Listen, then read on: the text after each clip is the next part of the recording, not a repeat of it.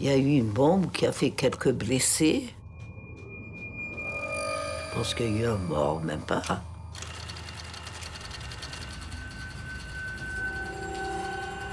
Si on avait bombardé, on aurait fait plus de victimes que cette dame qui est venue avec son pied. On aurait tué des milliers d'enfants. On aurait, comme eux ont fait eux. Vous avez déposé une bombe. Oui, j'ai déposé une bombe.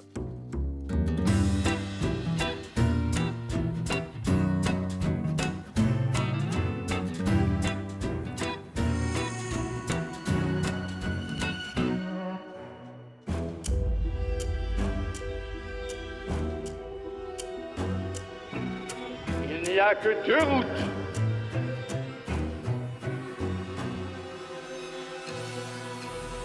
La guerre ou la fraternité.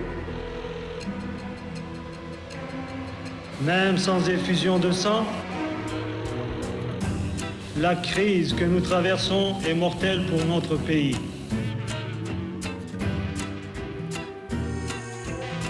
Je vous ai compris.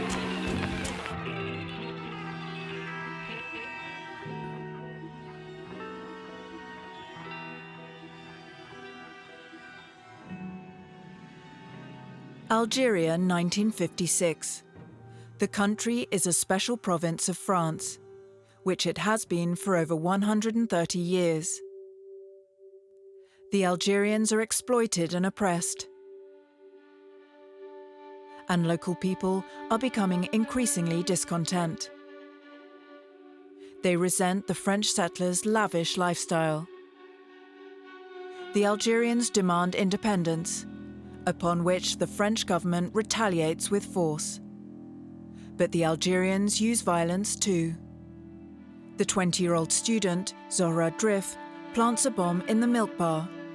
This attack, in the heart of the French Quarter in Algiers, becomes the symbol of the Algerian struggle for independence.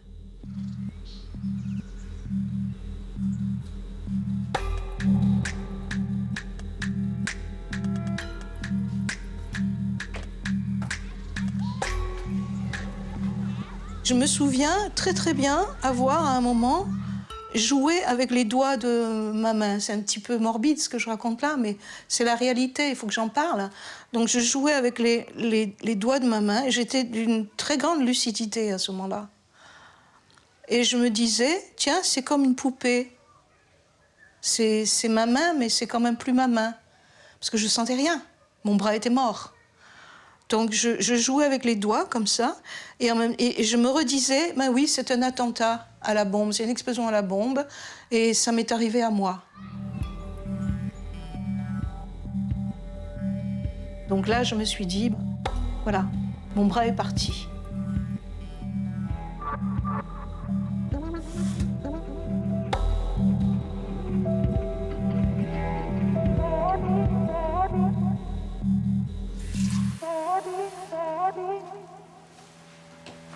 I didn't want to close my eyes because when I closed my eyes, I would see a leg dancing by itself in the corridor and nearly entering my room. And it was a threatening leg. It was not a nice leg.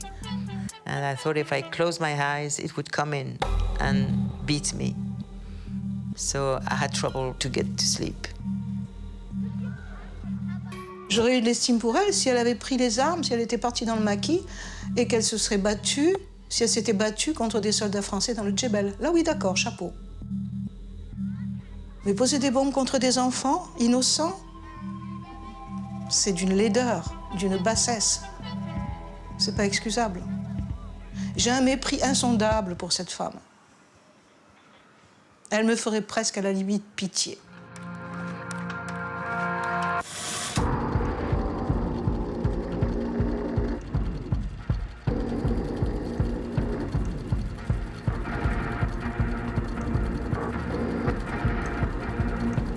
Mikbar représentait la France arrogante, la France injuste, la France spoliatrice. Algiers is wild and wicked and gay and naughty. The European there always saw something wild and exotic about the southern shore of the Mediterranean. On a décidé de prendre des cibles dans la vie, dans la ville bourgeoise, en fait, de ceux qui tenaient vraiment le pouvoir. Moi, personnellement, j'ai choisi le Milk Bar.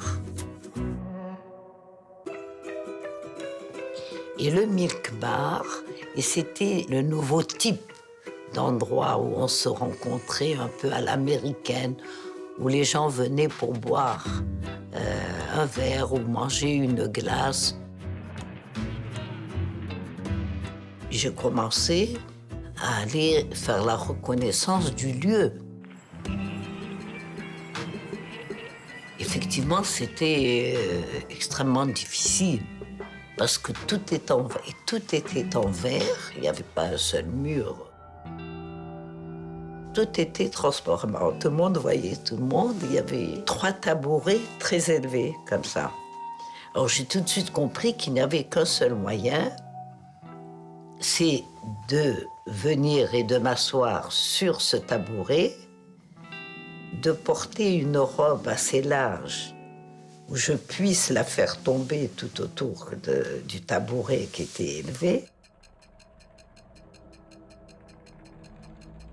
pour déposer la bombe entre mes jambes et essayer de la pousser contre le bas du comptoir qui était en verre, qui était découvert, mais il n'y avait pas d'autre possibilité.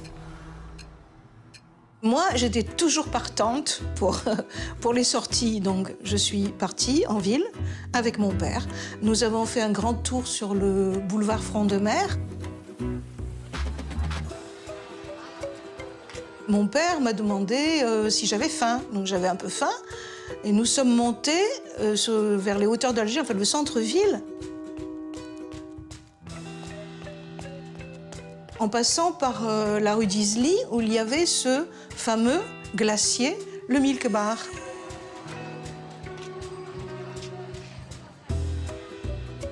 Très réputé, parce qu'il avait les meilleures glaces, parmi les meilleures glaces de la ville. Là, j'ai pris un sandwich, que j'ai mangé très vite parce que j'avais faim. Puis nous sommes partis. Arabs didn't go to the places we would go to. To the Milk Bar, French people, colons and Jews, I mean, they all what we call Europeans, as opposite to Arabs. So it was an European place. Donc nous nous sommes retrouvés dans le lieu où l'artificier nous préparait les bombes. Samia El-Khdari, Jamila Bouhirin et moi. Bien sûr, et ça nous amusait, on était pimpantes, élégantes, habillées comme n'importe quelle Française en été. Vous allez à la plage, mademoiselle? Oui, comment le savez-vous? Oh, moi, je devine. Et les patrouilles, c'était des jeunes soldats qui, un dimanche, sous la chaleur d'Alger, s'ennuyaient quand ils voyaient passer une jeune fille qui avait l'air de ça, plaisanter en général. Alors, eh bien, on leur répondait, on rigolait avec eux, on jouait le jeu. Je vous accompagne? Non, pas aujourd'hui. J'ai des amis qui m'attendent. Ah, c'est dommage. On serait bien allé faire un tour avec vous. J'espère qu'on se reverra. Qui sait? Et donc, je suis arrivée à l'heure où je devais être. There was a park next to it, and my grandmother had taken me to the park first. And then she took me there to buy me an ice cream. It was always crowded. It was a very popular place.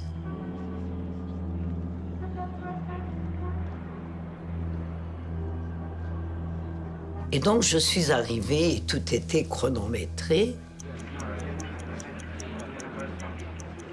Donc je me suis assise sur mon tabouret et mis ma robe tout autour de moi pour pouvoir poser mon sac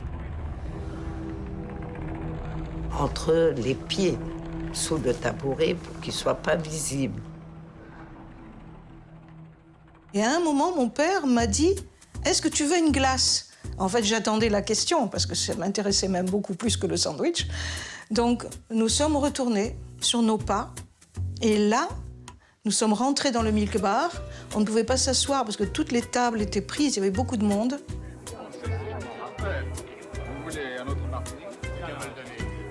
J'avais déjà préparé ce que je voulais consommer, c'était une pêche melba. J'avais préparé le prix, parce que quelquefois, ils mettent le temps à vous rendre, vous voyez. Donc, il fallait aller dans le détail du détail. Tirer l'attention des gens, je suis partie comme ça. On a commandé donc une glace à l'entrée.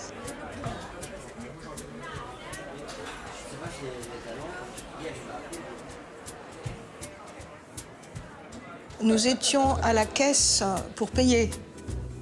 Et tout d'un coup, il y a eu une...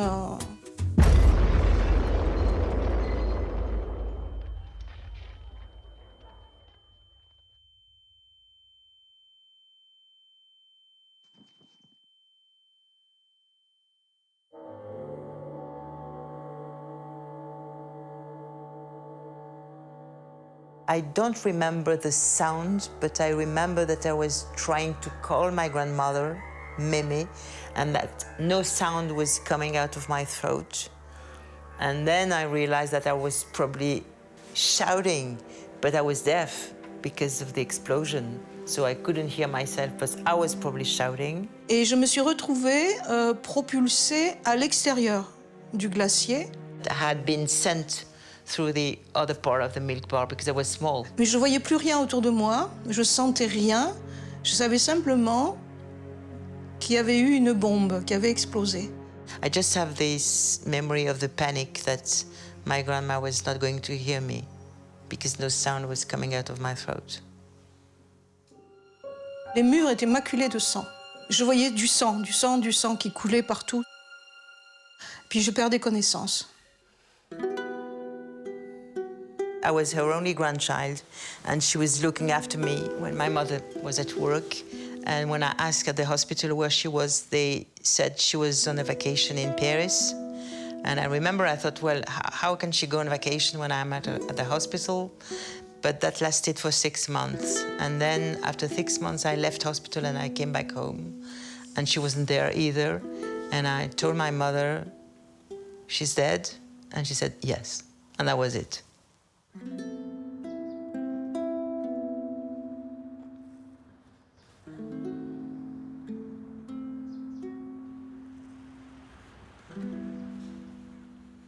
J'étais en guerre, j'ai appliqué les règles de toutes les conventions de la guerre. J'ai utilisé les moyens, malheureusement, qui étaient tout à fait réduits que j'avais,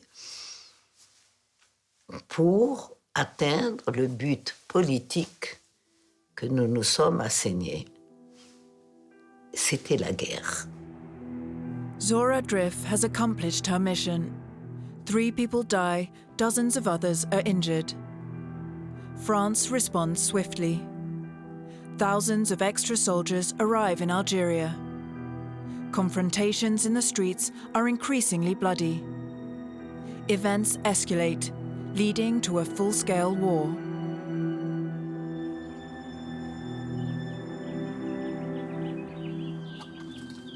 Ballade de ceux qui n'oublient pas.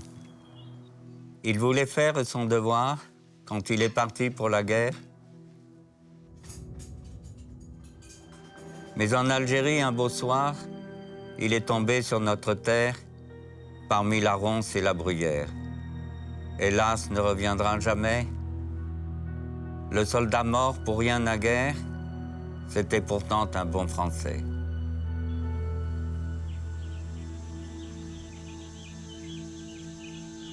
Moi, je pense que j'ai toujours lutté Oui, j'ai lutté pour ma patrie, sans aucun doute, contre l'injustice abominable qui a consisté à livrer l'Algérie à une bande de terroristes qui étaient en outre ultra minoritaires.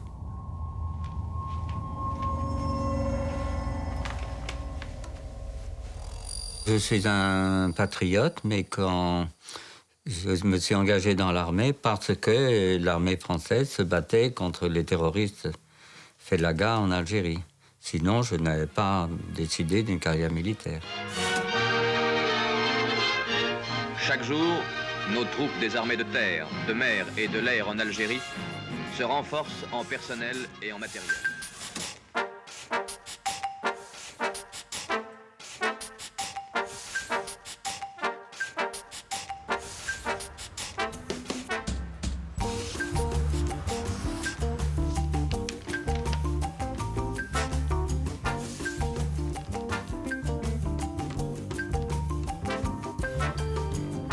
Je suis donc parti en Algérie au bout d'un service militaire.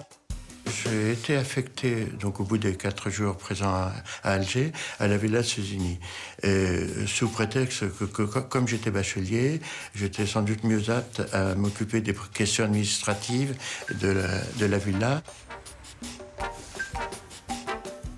Cette Villa Suzini est une magnifique bâtisse de type mauresque, vraiment très très très jolie. Pour moi, l'affectation me semblait assez sympathique. Avoir moins de difficultés à vivre cette période que dans d'autres affectations. Et c'est en arrivant que j'ai découvert la différence par rapport à ce que j'espérais.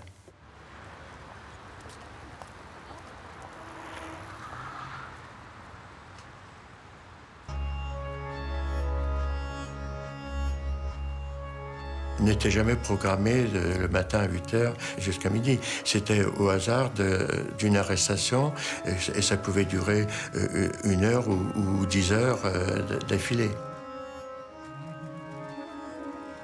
La plupart des suppliciés étaient mis à nu et étendus sur une table métallique et souvent attachés là, étaient donc avec l'électricité. Et avec l'eau qui pouvait être mise sur le corps, sur la table, ça provoquait des contacts beaucoup plus importants. Il y avait le viol des hommes qui était très courant, avec bouteilles ou même avec le sexe des militaires.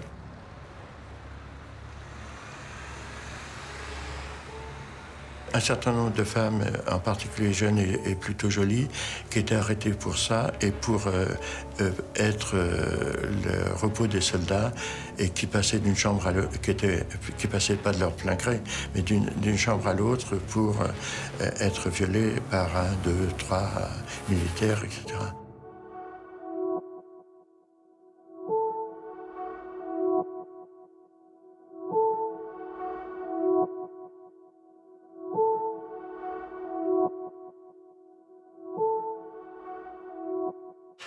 Moi, j'ai pu m'échapper à cette pratique en évoquant que j'avais une fiancée qui m'attendait, que je n'avais pas envie de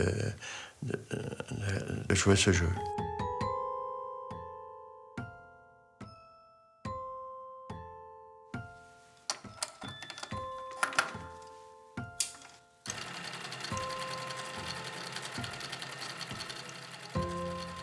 Alors que nous vivions les nuits de torture, les journées d'arrestation, c'était vraiment le cauchemar.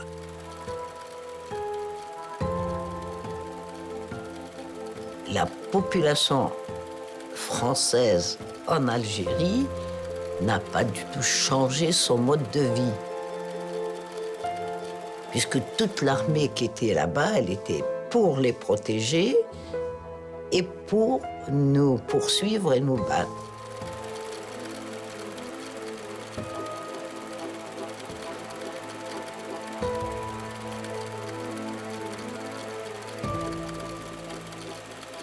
Se vivait dans leur pays qu'ils ont occupé, où ils menaient une vie extraordinaire, et nous regardaient, nous, comme des sous-hommes, comme pour eux, les femmes, ils nous amenaient, les Algériennes, quand ils parlaient d'eux, ils les appelaient les Fatma, qu'ils utilisaient pour celui qu'ils ont le mieux retenu et qu'ils donnaient à toutes leurs femmes de ménage. J'ai voulu me reprendre d'abord ma dignité, parce que j'étais rien. France throws the bulk of its military manpower into the Algerian rebellion, which daily assumes the proportions of total war. Flying columns fan out through the country, which on all sides has become a target for hit-and-run attacks by native guerrillas. And rounding up guerrillas has kept almost 400,000 of France's best troops pinned down. Chief sufferers in the raids have been the outlying farm communities, many of which have been razed by fire and their operators slaughtered. Whole factories have been put to the torch, even as France builds up its military establishment to peak strength.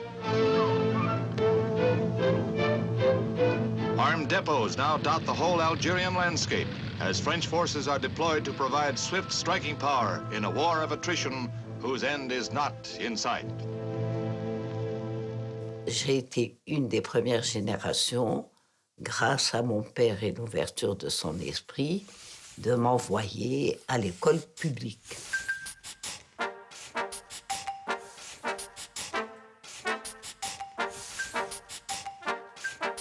Du fait qu'on avait une éducation française, qu'on parlait parfaitement français, qu'on a vécu avec les Français, qu'on avait l'allure extérieure de Française, nous pouvions avoir accès au quartier européen sans être tout de suite remarqués, et nous pouvions mener la guerre dans les quartiers européens.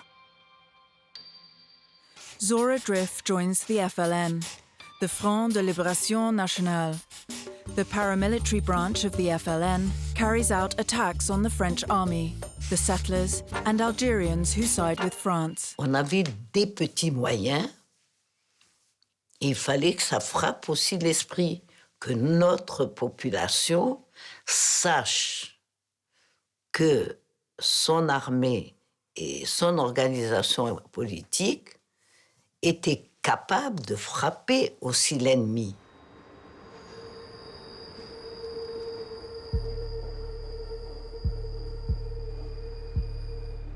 Je crois qu'on ne peut pas comparer les atrocités commises par le FLN et les atrocités commises par l'armée française en particulier.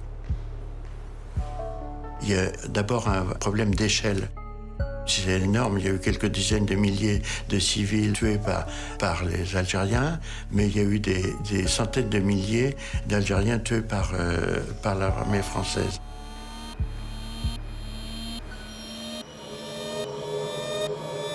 Les Algériens qui étaient regroupés par une dizaine ou plus dans une grotte et qu'on a enfumé, qu'on a éliminé, des Oradour-sur-Glane. Il y a 600 villages rasés au napalm. J'en ai visité un où il y avait 800 personnes rasées, brûlées au napalm dans une journée. Donc le nombre, la quantité d'atrocités commises par la France, c'est pas comparable.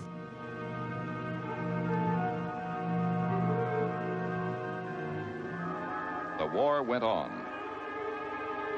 Rebel dead, 150,000. Civilian dead, the same number. French losses, 10,000 men. Many rebels were captured or gave up. A few months after the attack on the milk bar, Zora Drift is arrested. The French had tortured FLN fighters to discover her whereabouts.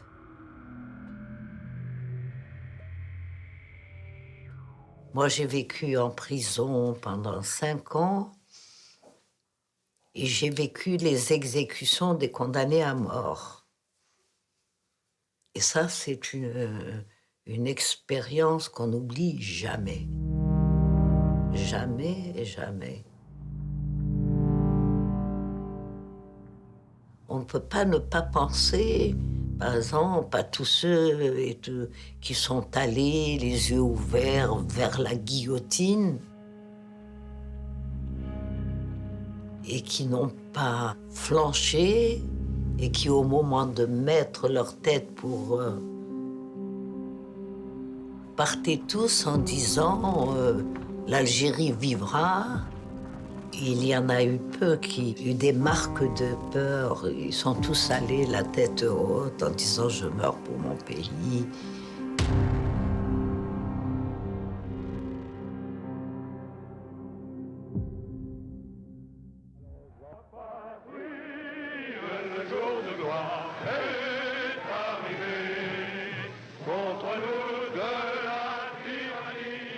In 1960, Charles de Gaulle visits his colony. The French president is confronted by the ferocious conflict. The situation is hopeless. A growing number of European colonies are gaining their independence. The French can no longer impose their rule on Algeria. De Gaulle takes a drastic decision. He meets with the leaders of the Algerian resistance. During the meeting, de Gaulle talks of Algerian independence for the very first time. French settlers and soldiers fighting to retain control of Algeria feel betrayed and angered.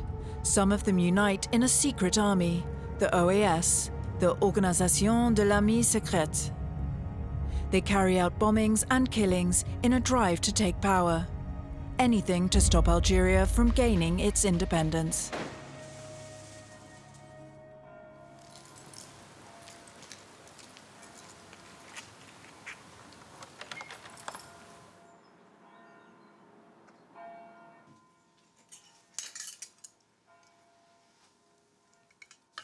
Le 26, je suis rentré dans l'OS. Ces trois mots signifient Organisation Armée Spéciale. Pour moi, le mot qui était important, c'était le mot armée, parce que j'étais de nouveau dans une autre unité de l'armée. Et puis, évidemment, nous avons aussi collaboré à certains plastiques qui ont été posés dans certains lieux de Paris ou de la banlieue. Et puis moi, j'avais enrôlé ma famille. C'est-à-dire que l'une de mes sœurs a participé à un de ces plastiques. Merci. Toute ma famille croyait fermement à l'Algérie française. Moi, je me suis battu d'abord contre les Félagas, et ensuite, tout naturellement, je me suis battu contre les complices des Félagas. Et le complice numéro 1, ça a été Charles de Gaulle. C'est pour ça qu'il fallait l'éliminer, parce que, disons, c'était un dictateur, exactement comme beaucoup d'Allemands ont voulu éliminer Hitler, qui était un dictateur. Nous étions exactement dans le même état d'esprit. Ça a été abominable de livrer une province française, l'Algérie, de les livrer aux terroristes Félagas, qui en outre étaient ultra minoritaires.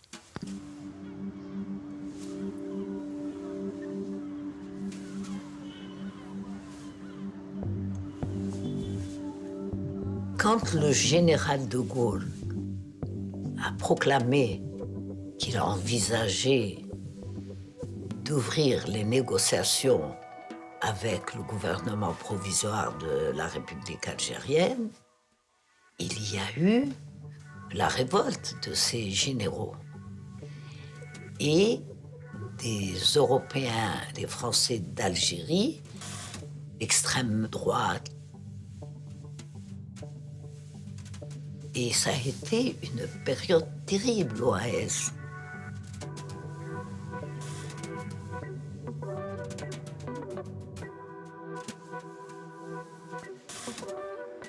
Paris, October 17th, 1961. 30,000 Algerians and French demonstrate for Algerian independence. The protest is crushed by the national police and supporters of the OAS. Algerians are carried off in vans. Others are thrown into the Seine. Dozens drown. The OAS continues its reign of terror.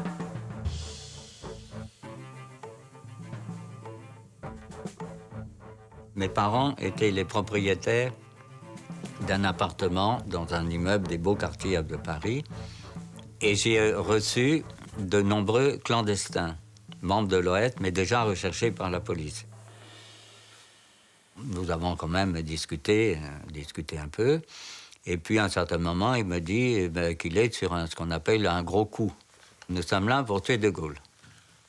Alors là, je lui dis, bravo, bravo. Et je lui dis immédiatement, écoutez, si vous avez besoin d'un volontaire, moi j'en suis, parce que je suis jeune, je sais tirer à toutes les armes, je n'ai pas de charge de famille, je suis exactement l'homme qu'il vous faut si vous le jugez nécessaire. Il m'a dit d'accord.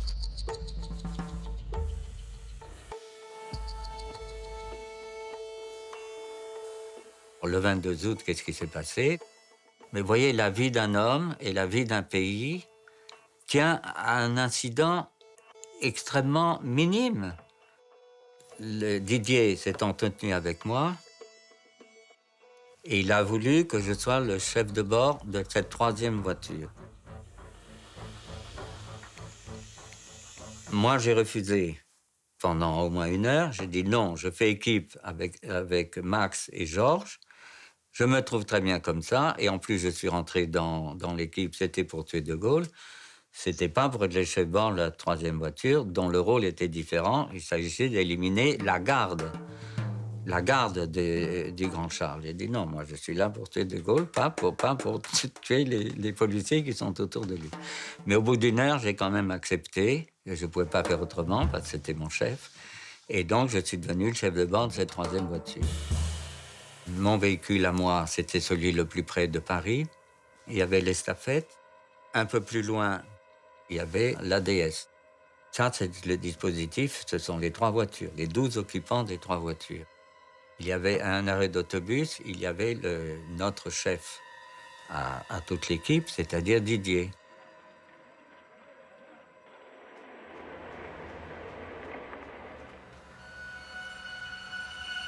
Et c'est lui qui devait donner le signal que le convoi allait arriver pour nous permettre à nous d'ouvrir le feu.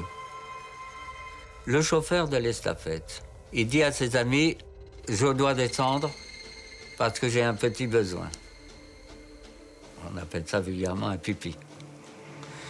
Ses camarades lui disent, non, tu restes là.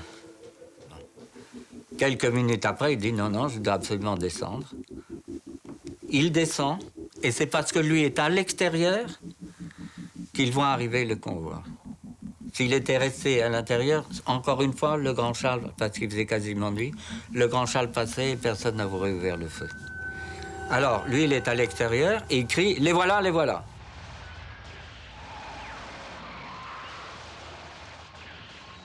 Les 2 tireurs ouvrent les portières arrière de l'estafette à 2 battants et commencent à tirer, mais beaucoup trop tard. S'ils avaient tiré dans l'axe, c'est-à-dire exactement au moins 200 mètres ou 250 mètres, il est certain que la déesse du Grand Charles aurait été criblée de balles et il était tué. All over Europe, the hunt is on for the desperate men who plot against President de Gaulle. In Paris, 15 men have today faced the last day of their trial, accused of trying to kill him. Et ce dictateur devait être éliminé parce qu'à ce moment-là, tout pouvait changer. Le cours de l'histoire de France pouvait changer. Général d'armée Raoul Salan, mort en 1984, le chef suprême de l'OS. Il y a eu 2 condamnés à mort, et puis moi-même, j'ai été arrêté longtemps après.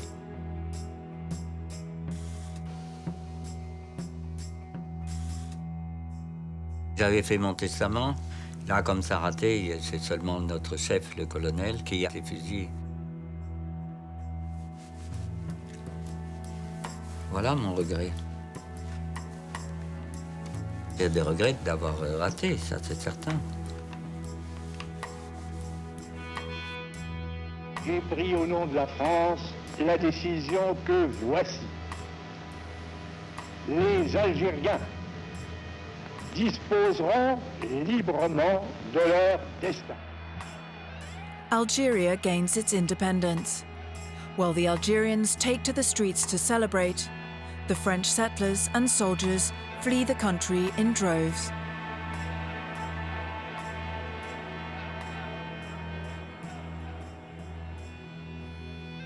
Vous savez, c'est comme les rêves éveillés.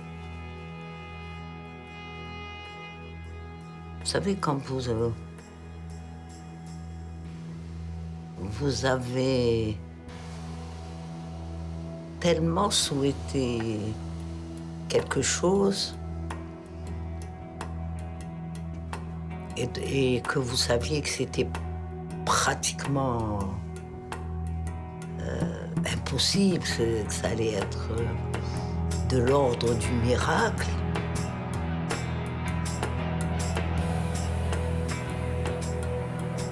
Eh bien, je crois que ce jour-là, ça a été ça.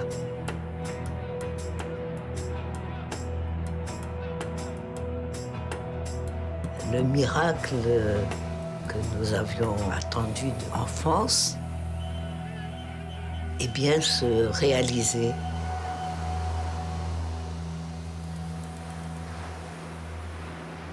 Donc l'endroit de ma jeunesse, c'est un paradis perdu. L'indépendance de l'Algérie devenant inéluctable. Et nous, les Français d'Algérie, nous savions très bien que malgré l'indépendance de l'Algérie, on ne serait pas épargnés. C'était un slogan du FLN. C'était ou bien la valise ou bien le cercueil. Donc mes parents ont préféré partir. Nous nous sommes retrouvés à un moment au-dessus de la mer. Il n'y avait que la mer. Il n'y avait rien d'autre. Et là, j'ai eu le sentiment très très fort qu'à ce moment-là, ma vie s'était arrêtée dans cet entre-deux. Pour moi, c'est une image de l'exode. L'avion n'a jamais atterri. Et en fait, j'ai toujours le sentiment de n'avoir jamais atterri.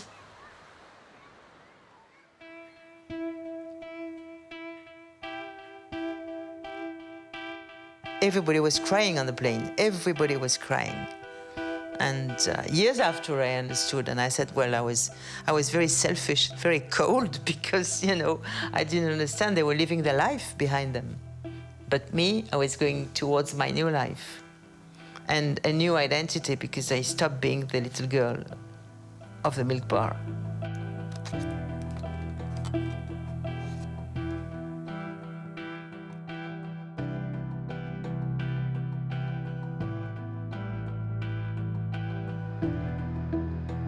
Pour moi, ça a été difficile, après, en revenant de l'Algérie, de pouvoir reprendre la vie courante. De nombreuses années, j'ai eu effectivement beaucoup de cauchemars, de troubles, on peut dire de troubles psychologiques liés à ce passé. Jusqu'à quel point, quand on rentre dans la salle de torture, quand on enregistre les noms et les renseignements sur des personnes là-dessus, jusqu'à quel point la responsabilité est engagée, je suis incapable de répondre. J'ai simplement pas pu l'empêcher, quoi. J'étais dans une prison à ciel ouvert, en fait. C'est des choses d'une émotion qui sont toujours vivantes.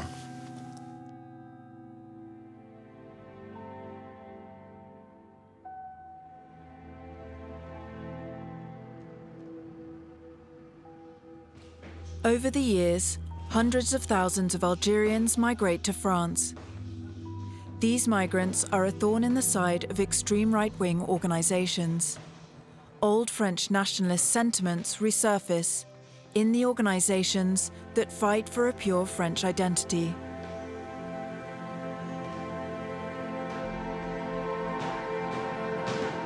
Je pense que d'abord, il faut regarder la situation actuelle de la France. Et ce qui se passe aujourd'hui, c'est que vous avez des gens issus de l'immigration européenne qui ont une haine profonde de la France, de l'Europe, du petit blanc, du peuple qui constitue l'Europe. Et effectivement, ce sont des Français de papier, ils ont une carte d'identité. Moi, je constate que l'islam est un système politique, est un système juridique qui va à l'encontre des valeurs européennes. Donc j'estime que l'islam ne peut pas exister en France, ne peut pas exister en Europe, mais nous, justement, par cette mise en place de politiques de remigration, notre but, c'est de lui faire comprendre et surtout de lui donner la possibilité de, si tu n'es pas heureux ici, si tu n'es pas content, eh ben, tu peux partir. La porte est ouverte et on va t'inviter à partir. Alors que nous voulions l'Algérie française, maintenant nous avons la France algérienne maintenant. Ça, c'est aussi dramatique, ça. C'est toute l'Europe qui est en danger. Parce que l'islam est une religion conquérante. C'est pas une question de race qui nous oppose aux Arabes, c'est une question de religion. Il faut stopper l'immigration. Il faut la stopper et il faut même prévoir, moi je dis, il faut même prévoir la remigration. Effectivement, pour faire le parallèle avec la guerre d'Algérie, on nous dit que la remigration, c'est pas possible. À ce moment-là, il y a eu des milliers, voire des millions d'Européens qui ont traversé la Méditerranée en quelques jours pour pouvoir rentrer chez eux. Donc c'est la preuve que c'est possible.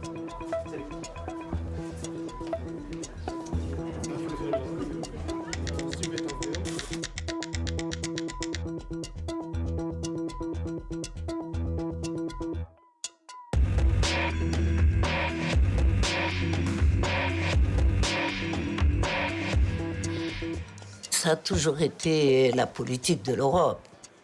L'Europe vient dans un pays qui est tranquille, qui est organisé comme il est, qui vit, et puis qui le prend et qui jette dehors les gens. Si tous ces gens sont venus en Europe, c'est tout simplement parce que l'Europe est allée faire la guerre chez eux et qu'ils ont dû se sauver. Et la justice devrait être qu'ils les acceptent.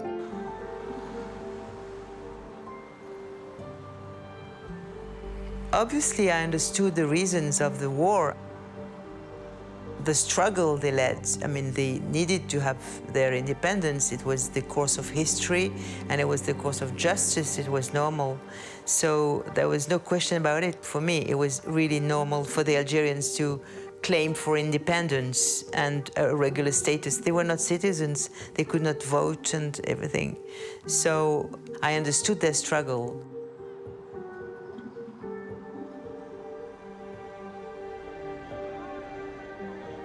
Cette guerre d'Algérie qui m'a provoqué à devenir militant pour les droits de l'homme, contre le racisme. C'est là où je me suis rendu compte de ce qu'était le colonialisme et ce qu'était le racisme dans ce domaine et l'imbrication qu'il y avait dans les deux, quoi. For years, veteran Henri Pouillot has been campaigning to compel the French state to acknowledge French crimes in Algeria. He writes scores of letters to the government, urging the state to take responsibility. 56 years after independence, the French government issues an official apology. On restaure un peu de ce qui devait être fait. Et donc il y a la part de reconnaissance et ce que nous vous devons. Ce serait plutôt à moi de vous demander pardon.